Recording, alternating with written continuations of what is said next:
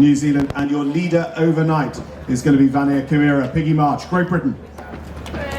Yeah. Also joining us is Derek Di Grazia. Derek completing his first year here as our new designer. Let's start with you, Derek. If you grab that microphone.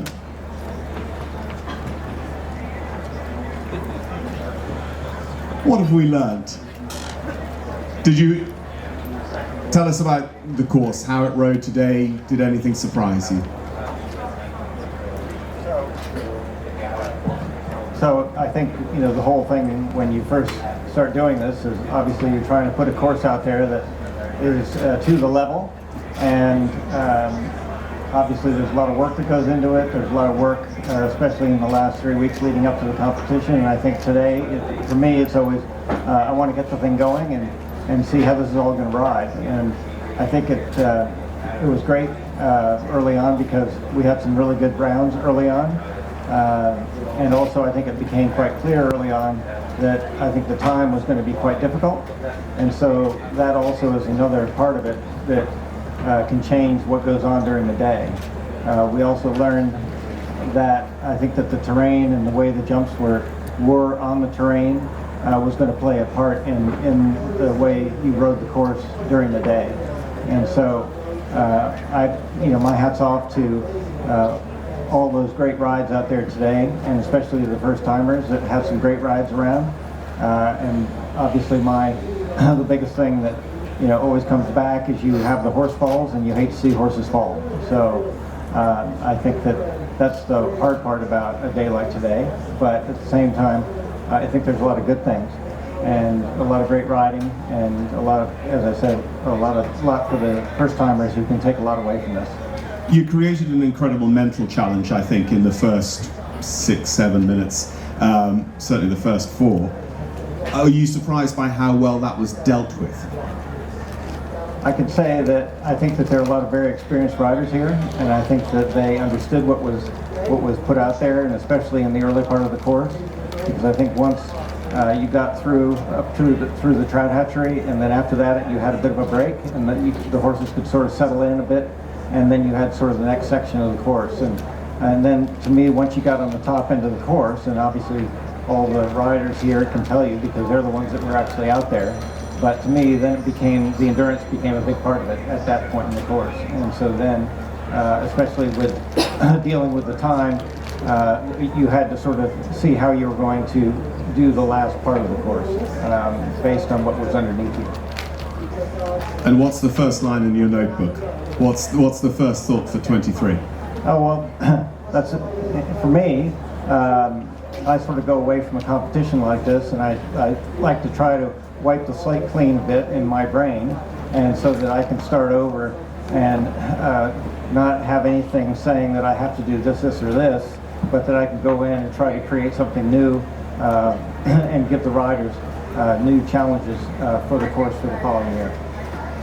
Let's pass the microphone up to Janelle. Janelle is in 3rd place. She's the only rider still on her dressage score. 32.2 is worth 25th yesterday and 3rd today. Okay.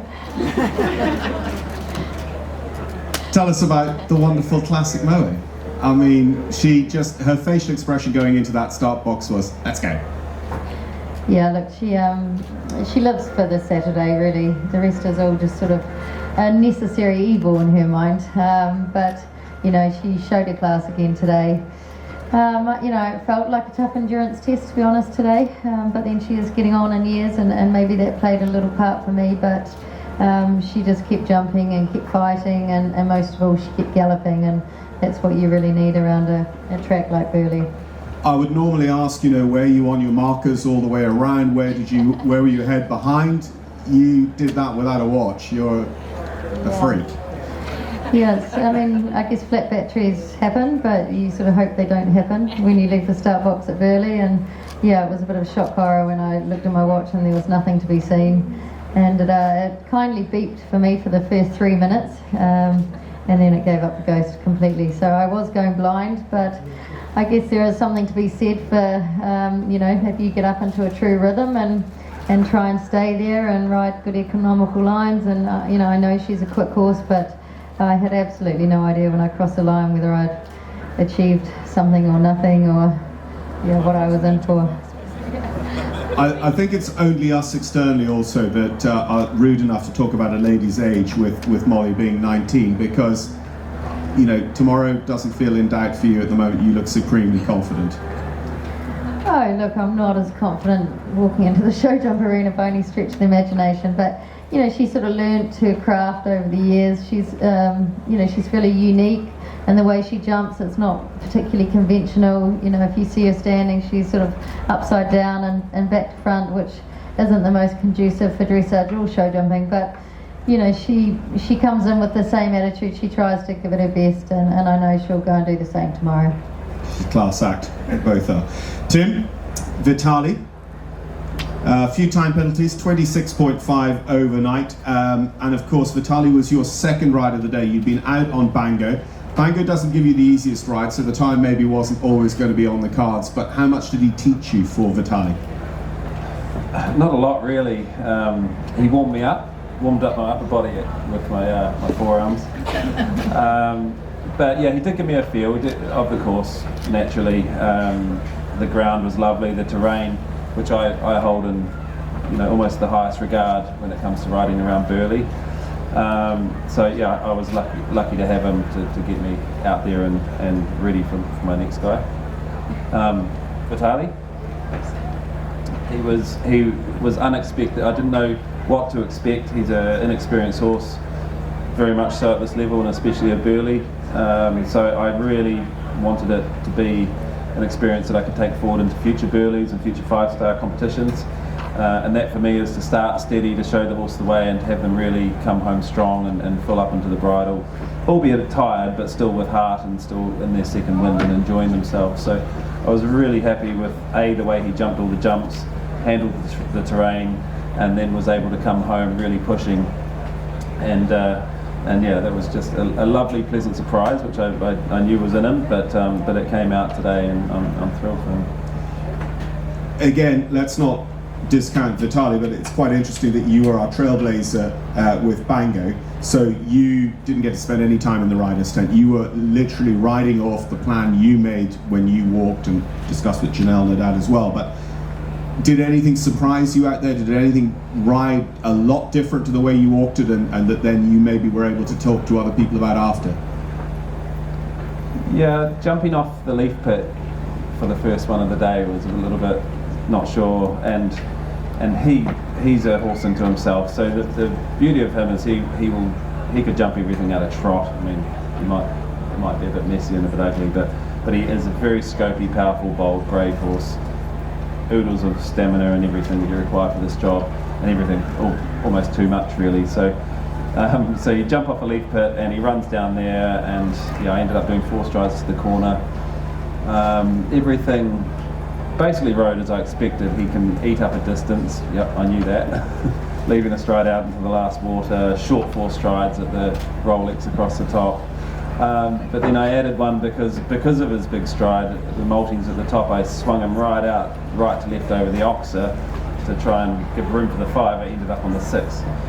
So then he's actually a very nimble horse in front, so he does look after me and that's why he's usually staying on his feet and things. So yeah, it didn't ride the way I planned and anticipated everywhere, but it was still a good experience and good for my reactions, and like I say, good to warm me up. Vitali himself, second after dressage, now second after cross country. Is this the weekend he's going to be Mr. Consistent? The thing is that it's all about partnership at this top level, and we're only not even quite 2 years into this partnership. I've learned a lot through the high-profile events we've been to together already, and I'd like to think that this is the first time I've really had him truly prepared and relaxed and happy and healthy into the competition and through the competition. So he's an athlete. He's not the world's greatest jumper. He's not, a few things, but he's a very, very good athlete who has a lot of ability, and so I'm excited to be here. I think tomorrow's going to be a good day for him, and it could be a nice event for him to take forward into the rest of his 5-star career. Absolutely. All right. Well, a partnership only 2 years in the making to a partnership that has great experience together. Our leaders overnight, Piggy March and Vania Kimira. Piggy, she and you were absolute class. Oh, she's a pleasure, and she knows her job. It's just me not doing something stupid, to be honest, and just keeping her believing like she does. I watched a couple before I went, which was Tim and Pippa, which are two brilliant riders to watch, but couldn't have been on two more different horses, doing totally different things throughout, so I don't know whether that was helpful or not, apart from knowing that they got to the finish. But other than that, it's just, trusting your instinct and believing in what you're sat on, which I've got absolutely no reason to never not believe in her. She's been a true Burghley horse in her life. She warmed up very well.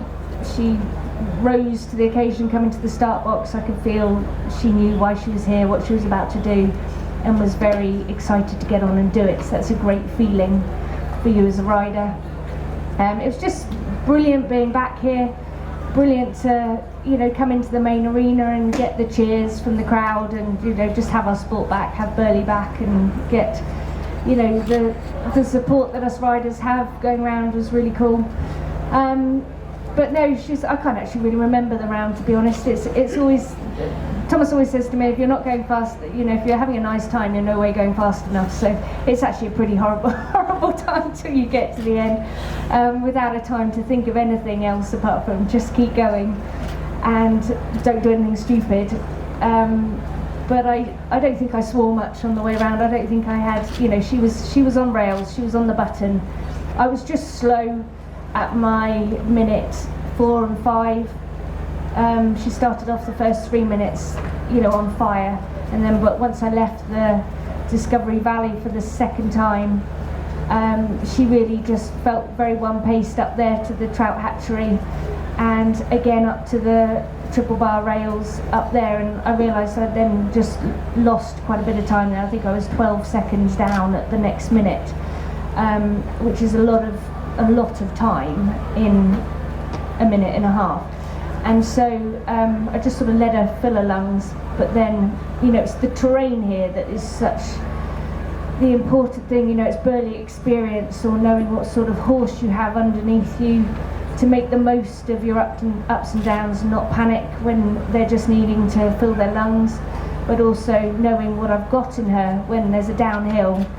I just let her go, and then her head's even more down, and my God, does she go.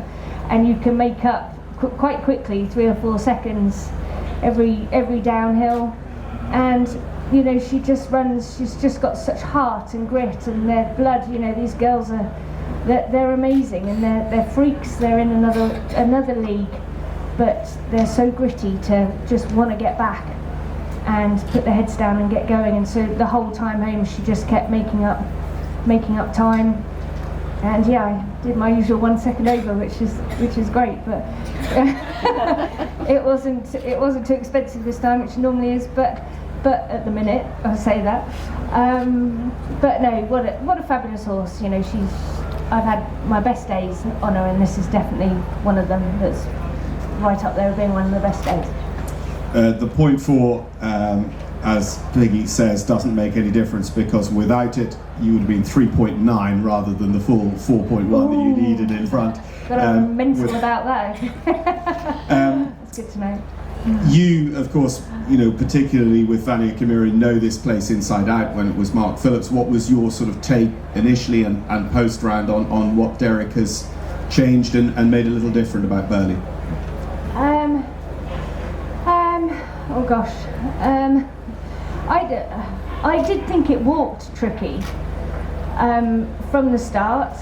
There was just a couple of distances. It was a really thinking course. Obviously you've got all the options, and a lot of options, which was definitely something that we all had to really think about walking the course.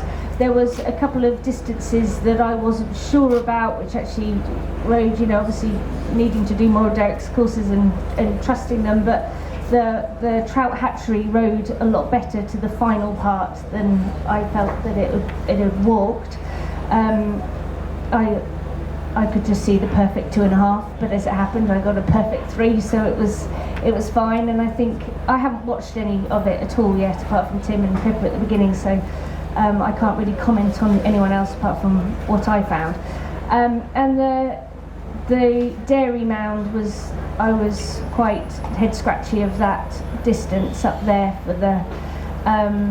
for the fence, but obviously they did read it. We just needed to be clever, which is what cross-country riding is all about. I think, you know, it is a very different place to any other place here, which I'm sure Derek in his experience and his knowledge is going to see plenty of things that he is going to want to try, maybe to do something different. You know, it is just a very tiring place, and probably if you had this field go around an intermediate course, you'd still probably not see, you know, that many still be able to get the time. We know it's Burghley, we know it's 5-star, so it's got to be big solid fences, but there is something about here in the terrain that is definitely the toughest in the world, and it takes experience of being around here to know how to ride it.